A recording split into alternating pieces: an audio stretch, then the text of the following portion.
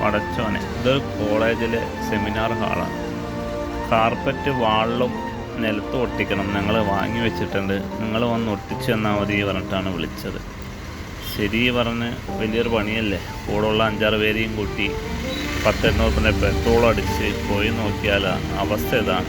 Plywood എന്ന് പറഞ്ഞാൽ കല്ലുകല്ലായിട്ട് plywood അടിച്ചു നോക്കി വായി ഇതിലെങ്ങനെ ഒട്ടിക്കുക, ഇത് നിങ്ങൾ ആകാശത്ത് പെയിൻ്റ് അടിക്കുന്ന പോലെയാണ് കാര്യങ്ങൾ പറഞ്ഞത്.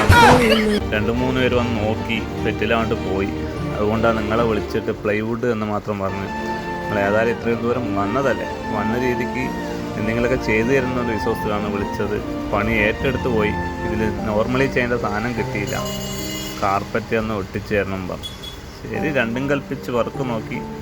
കാർപ്പറ്റ് കുറച്ച് നല്ല ക്വാളിറ്റിയാണ് അവർ സെലക്ട് ചെയ്ത് വാങ്ങിയിട്ടുണ്ടായിരുന്നു. അതുകൊണ്ട് അതിൻ്റെ ഒരു ഗുണം കിട്ടി. ഏകദേശം വർക്ക് ഇങ്ങനെ പകുതിയായി. അപ്പോഴേക്കും കാർപ്പറ്റ് തീർന്നു പോയി. അളവെടുത്ത് അവർ വാങ്ങിയതുകൊണ്ട് അളവിലൊരു നിശ്ചിതമില്ലല്ലോ.